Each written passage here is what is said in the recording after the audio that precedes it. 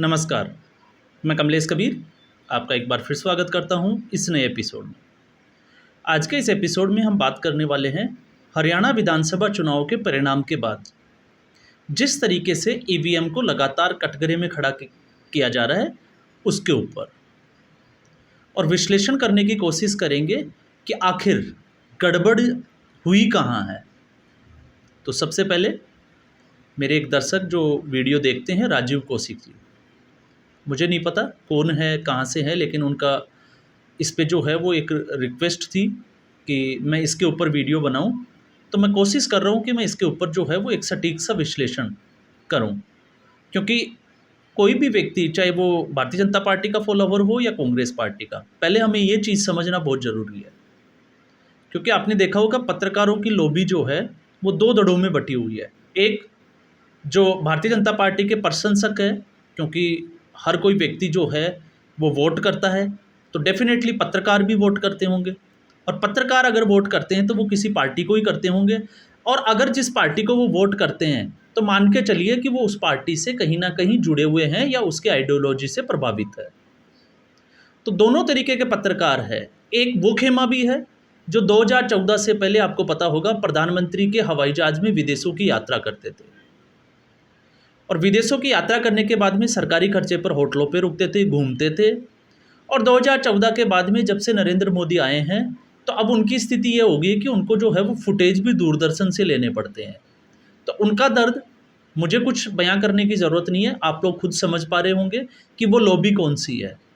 और वो लॉबी 2024 के लोकसभा चुनाव परिणाम के बाद में बड़ी खुश नज़र आ रही थी।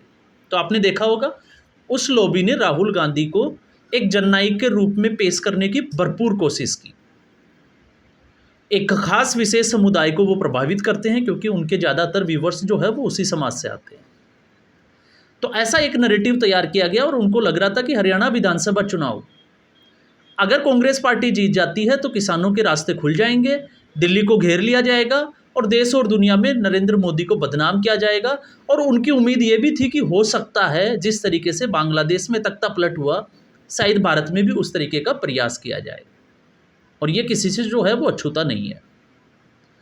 लेकिन जिस तरीके से चुनाव परिणाम आए उसके बाद में, और इसमें एक और ख़ास बात मैं जोड़ देता हूँ, हरियाणा विधानसभा चुनाव के परिणाम आने के जब एग्जिट पोल आया तो उसके बाद से, शायद आपको पता नहीं होगा, और अगर है तो मैं आपको एक बार थोड़ा सा रिमाइंड ज़रूर करा देता हूँ कि परिणाम आने से पहले कौन सा व्यक्ति, कौन सा एमएलए जो है वो कौन सा विभाग संभालेगा, कौन सा मंत्री बनेगा, इस तरीके के जो है वो कांग्रेस पार्टी ने प्लानिंग कर ली थी। लेकिन जब चुनाव परिणाम आया तो वो अपेक्षा के अनुरूप नहीं आया, बिल्कुल विपरीत आया। अब विपरीत आने के बाद आपको पता होगा किसी न किसी नेता के ऊपर जो है वो उस हार का ठीकरा या जवाबदेही, हम कहें तो ज़्यादा उचित होगा कि जिम्मेदारी से जवाबदेही। अब कांग्रेस पार्टी की समस्या ये है कि उस हार की जिम्मेदारी कौन ले, क्योंकि कांग्रेस पार्टी की हाईकमान राहुल गांधी, क्योंकि सारे फैसले जो है वो बड़े फैसले राहुल गांधी के द्वारा लिए जाते हैं, मल्लिकार्जुन खड़गे वो सिर्फ एक नाम मात्र के अध्यक्ष है। तो ऐसी स्थिति में अब बचाव कैसे किया जाए? तो बचाव के लिए अगर किसी दूसरे नेता को टारगेट किया जाता है तो अगर वो मुंह खोल दे तो आपको पता है बड़ी प्रॉब्लम होने वाली है। इसलिए फिर एक ही रास्ता बचता है, और वो है ईवीएम। तो ईवीएम बेचारी सवालों से घिरी होती है। तो सबसे पहले हम विश्लेषण पे आएँ कि गड़बड़ कहाँ है, तो उससे पहले हम समझ लेते हैं ईवीएम का इतिहास क्या है। तो ईवीएम सबसे पहले 1977 में इसका जो है वो एक सरकारी कंपनी ICL को जो है वो इसका टेंडर दिया गया था, और ICL ने जो है ये सारा जो है वो इलेक्ट्रॉनिक इंडिया लिमिटेड ने ये बनाई, और उसके बाद में सभी पार्टियों को जो है इसको दिखाया गया, राजनीतिक पार्टियों को, जिसको हम कह सकते हैं प्रोटोटाइप ईवीएम को। उसके बाद में 1982 में सबसे पहले केरला के जो विधानसभा चुनाव हुए थे उसमें ईवीएम का इस्तेमाल हुआ था, और उसी वक्त जो है वो ईवीएम के ऊपर बड़े सवाल भी उठ गए थे। मामला जो है वो सुप्रीम कोर्ट में चला गया था, और सुप्रीम कोर्ट में ये मामला गया तो सुप्रीम कोर्ट ने इसको असंवैधानिक करार दे दिया था। अब आप समझोगे कि असंवैधानिक करार दिया तो ईवीएम खराब था? नहीं, वजह कुछ और थी। वजह ये थी क्योंकि ईवीएम जो है वो संवैधानिक प्रक्रिया का हिस्सा नहीं था। 1951 का जो संविधान है वो ये कहता है, इंडियन कॉन्स्टिट्यूशन के हिसाब से, कि चुनाव जो है वो बैलेट पेपर से ही होंगे। तो उसके बाद में 1989 में इसमें संशोधन किया गया और इसमें ईवीएम और जोड़ दिया गया।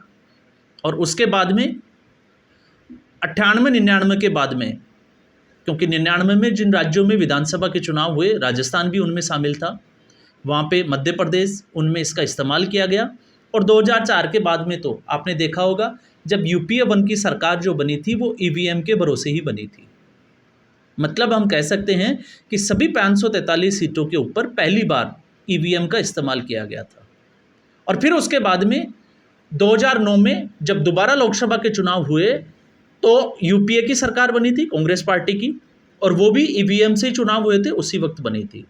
और उस वक्त क्योंकि ईवीएम के ऊपर विपक्षी दलों ने हमेशा जो है वो हमला बोला ही है, और उस वक्त विपक्ष में थी भारतीय जनता पार्टी, तो लाल कृष्ण आडवाणी ने भी ईवीएम के ऊपर सवालिया निशान खड़ा किया था।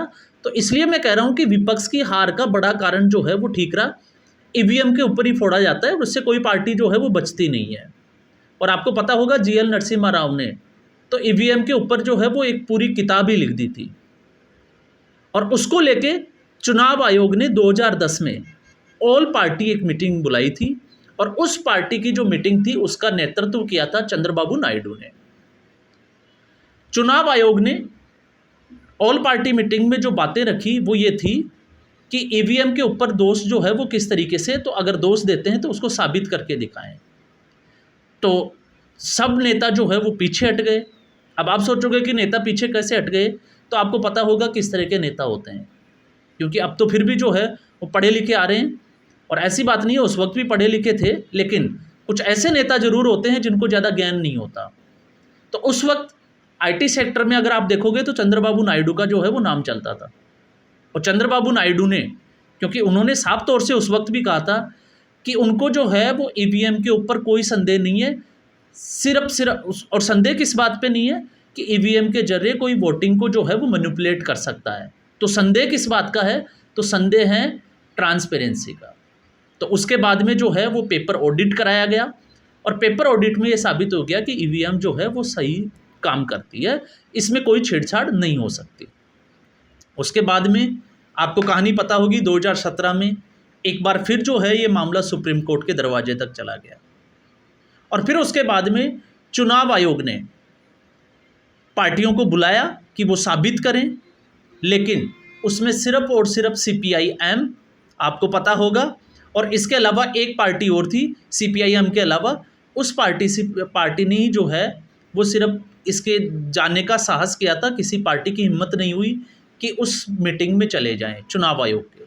तो आप अंदाज़ा लगा सकते हैं कि आरोप लगाना जो है वो कितना सही है और कितना गलत है। हालांकि आम आदमी पार्टी ने जो है वो एक दो साहस जरूर किया था, और आपको पता होगा एक जुगाड़ू ईवीएम बना के विधानसभा में ये मुद्दा उठाया गया था और साबित करके दिखाया था कि देखो किस तरीके से ईवीएम के साथ छेड़छाड़ की जा सकती है। लेकिन वो सिर्फ एक जुगाड़ू ईवीएम थी, ओरिजिनल ईवीएम नहीं थी।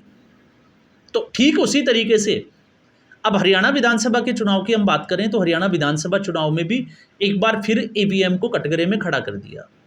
और वजह क्या थी, क्योंकि शुरुआत में कांग्रेस पार्टी आगे चल रही थी, और फिर 2 घंटे के बाद जो है वो भारतीय जनता पार्टी का जो रुझान है वो रुझानों में आगे हुई, ट्रेंड बढ़ता चला गया, और उसके बाद में भारतीय जनता पार्टी ने जो है वो लीड अपनी बनाए रखी। तो 12-1 बजे तक जो है वो तस्वीर साफ हो जाती है। कांग्रेस पार्टी ने वेट भी किया, लेकिन वेट करने के बाद उनको लगा कि अब जो है वो स्थिति उनके हाथ से निकल रही है। तो ऐसी स्थिति में फिर उन्होंने सीधे तौर से ईवीएम के ऊपर ठीकरा फोड़ दिया।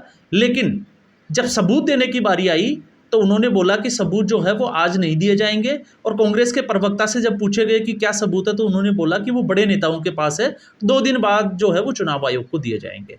तो 2 दिन के बाद क्यों दिए जाएंगे, जब चुनाव का फैसला हो गया, परिणाम आ गए, कल को मुख्यमंत्री भी बन जाएगा, तो क्या मुख्यमंत्री बनने के बाद जो है वो सरकार काम करना शुरू कर देगी, तो उसके बाद जो है वो ईवीएम के साक्ष्य और सबूत चुनाव आयोग के पास लेके जाएंगे।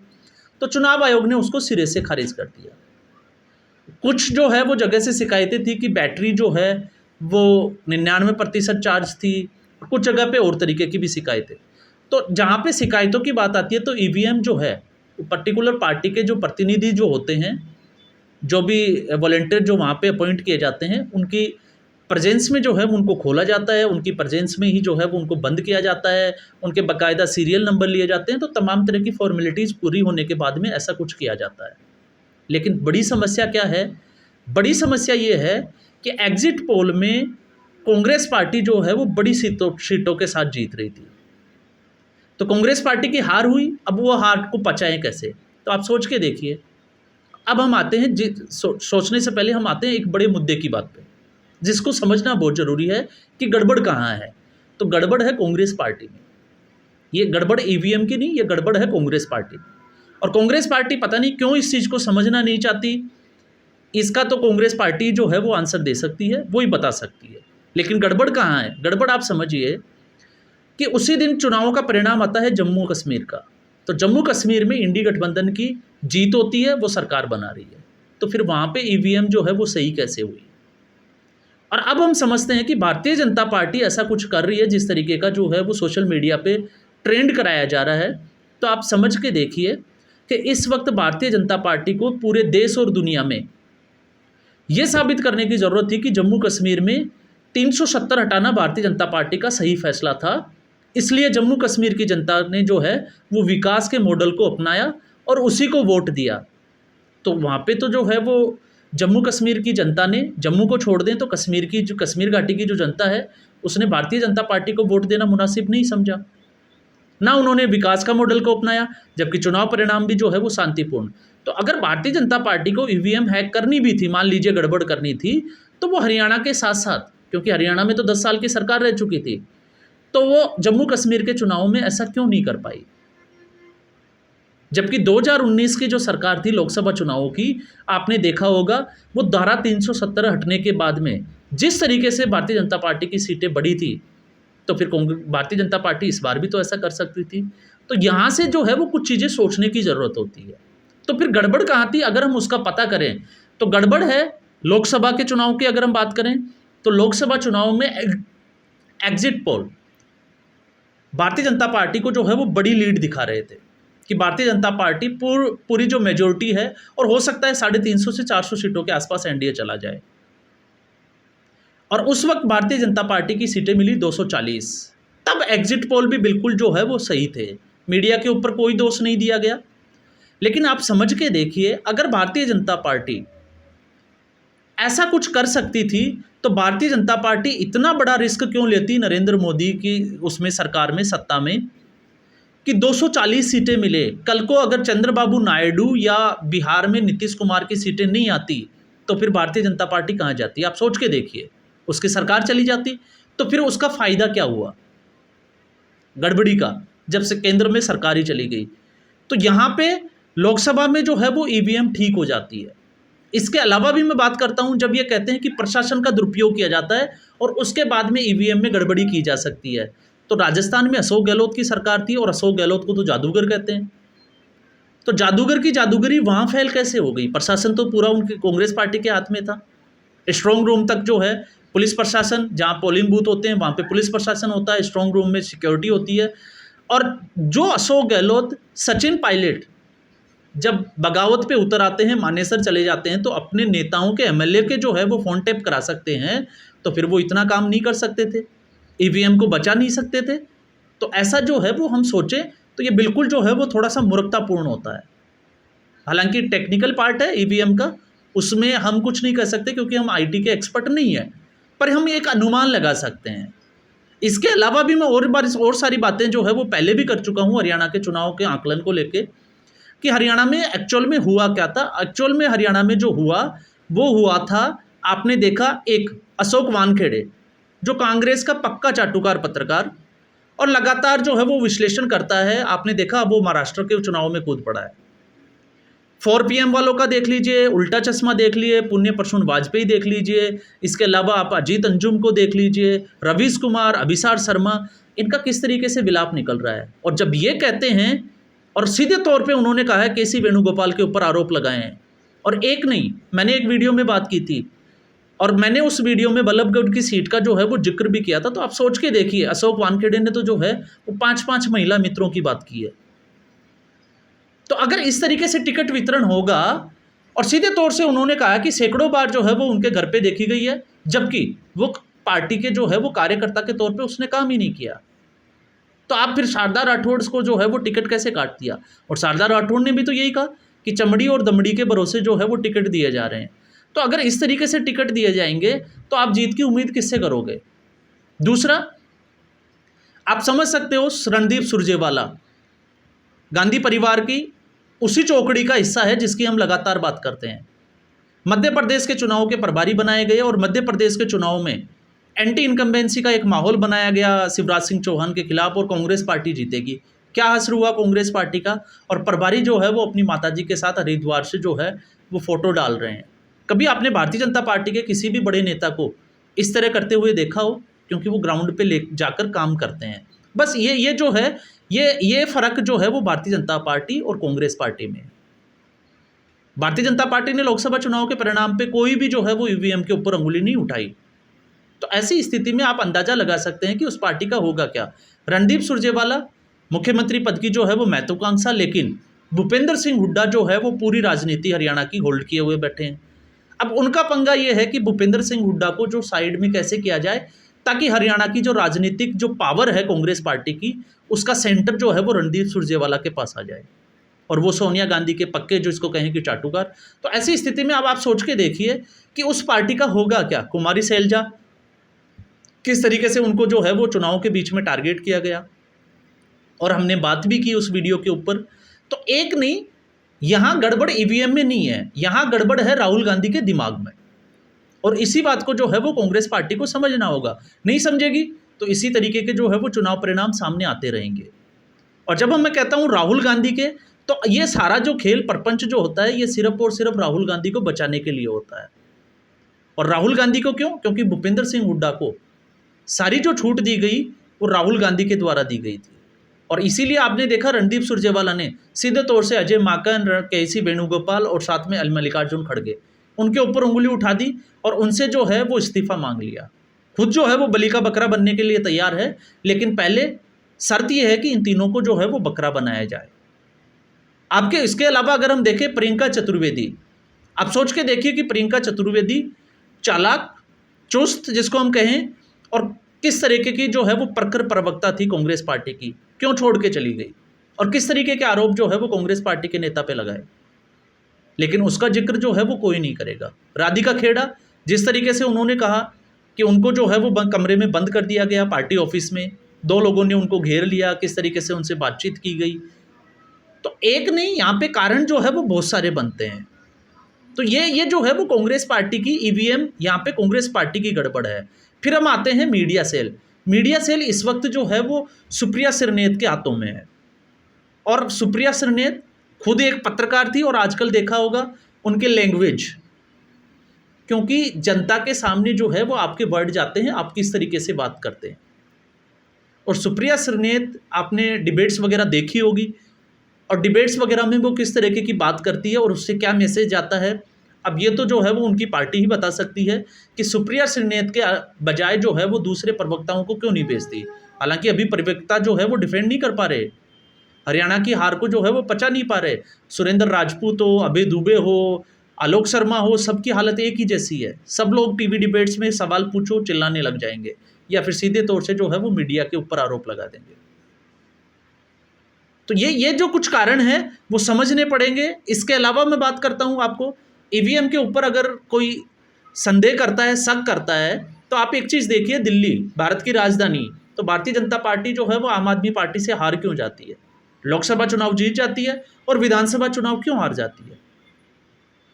पंजाब में कांग्रेस पार्टी किस तरीके से हाईजैक हुई, आम आदमी पार्टी जीती, और किस तरीके से जीती? 117 सीटों पे, 117 में से 92 सीटों पे, और सुपड़ा साफ कर दिया कांग्रेस पार्टी का। लेकिन कांग्रेस पार्टी की आंतरिक जो कलह थी, पार्टी गुटबाजी थी, उसको छुपाने के लिए हम कहें तो ईवीएम की गड़बड़ हो सकती है, लेकिन आज वो इंडिया अलायंस का हिस्सा है, इसलिए ये नहीं बोलेंगे कि वहाँ पे गड़बड़ हुई थी।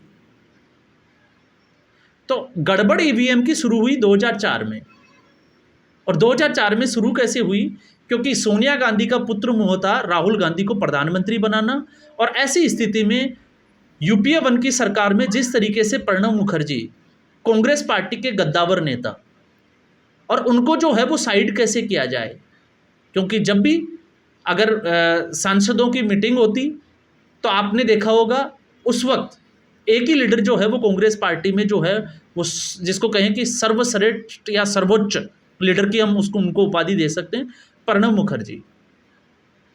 लेकिन प्रणब मुखर्जी को अगर प्रधानमंत्री बना दिया गया तो फिर राहुल गांधी को मौका नहीं मिलेगा, इसलिए प्रणब मुखर्जी को राष्ट्रपति बना के साइड कर दिया गया। अब उनको चाहिए था एक डमी प्राइम मिनिस्टर, तो मनमोहन सिंह को प्राइम मिनिस्टर बनाया गया और उसके बाद में राहुल गांधी को प्रमोट करने की कोशिश की गई। तो यहाँ से जो है वो हैक जो है वो ईवीएम नहीं हुई, कांग्रेस पार्टी के नेताओं का दिमाग को हैक कर दिया गया। फिर उसके बाद में राहुल गांधी के लिए बड़ी चुनौती थी G23, गुलाम नबी आज़ाद जैसे जो है वो नेता, उनको किस तरीके से साइड किया गया, उनकी बात जो है वो शायद आज कोई नहीं करेगा। और अब सिर्फ वही लोग जो है वो राहुल गांधी के चारों तरफ जो उनकी चाटुकारिता करते हैं, जी हुजूरी करते हैं, नौकरी करते हैं। और यही अगर स्थिति रही तो आप देखिए, क्योंकि एक बड़ी रोचक बात और बता देता हूँ, पश्चिमी बंगाल में 70% जो है वो हिंदू आबादी है। प्रधानमंत्री वहाँ रैली करते हैं, लाखों की संख्या में लोग इकट्ठे होते हैं, लेकिन वहाँ पे सीटें क्यों नहीं आती, जबकि बीजेपी के कार्यकर्ताओं की हत्या कर दी जाती है। तो वहाँ पे ईवीएम हैक करने में या ईवीएम में जो गड़बड़ी है वो क्यों नहीं हो पाती है? कैसे ममता बनर्जी जो है वो चुनाव जीत कर आ जाती है? क्योंकि वहाँ पे ममता बनर्जी बूथ लेवल पे जो है वो भारतीय जनता पार्टी से ज़्यादा मजबूत है। वहाँ पे डर का माहौल है, लोगों को लगता है कि वोट अगर दिया जाएगा तो यहाँ पे जो है वो कुछ भी हो सकता है उनके साथ में, उससे बचने के लिए वो बीजेपी को वोट देने से कतराते हैं। फैसले जो है वो पुलिस थाने में जाने के बजाय जो है वो आपराधिक मामले टीएमसी के जो वहाँ के जो लोकल जो लीडर होते हैं उनकी देखरेख में पंचायत में निपटाए जाते हैं। इस तरह के पकड़ जो है वो ममता बनर्जी ने वहाँ बना रखी है, और यही एक वजह है कि ममता बनर्जी कांग्रेस पार्टी तक को वहाँ घुसने नहीं देती है। तो अगर आप कारण खोजोगे तो कारण जो है वो बहुत सारे आपको मिलेंगे। तो इसलिए ईवीएम को निशाना बनाना आसान है, क्योंकि इन्होंने अपने आप को जो है वो छुपाना है, राहुल गांधी को डिफेंड करना है। और आप देख लीजिएगा, जब तक ये राहुल गांधी का पीछा नहीं छोड़ेंगे, उनको डिफेंड करना बंद नहीं करेंगे, तब तक कांग्रेस पार्टी इसी तरह हाशिए पे रहेगी। महाराष्ट्र के चुनाव में आप देख लीजिएगा, और उसके बाद झारखंड के चुनाव, शायद हमारी जो है वो आंखें खुल जाएगी कि गड़बड़ जो है वो है कहाँ। तो आज के इस एपिसोड में बस इतना ही। उम्मीद करूंगा शायद ये एपिसोड आपको पसंद आया होगा। वीडियो को लाइक करें, शेयर करें, चैनल जरूर सब्सक्राइब करें। धन्यवाद।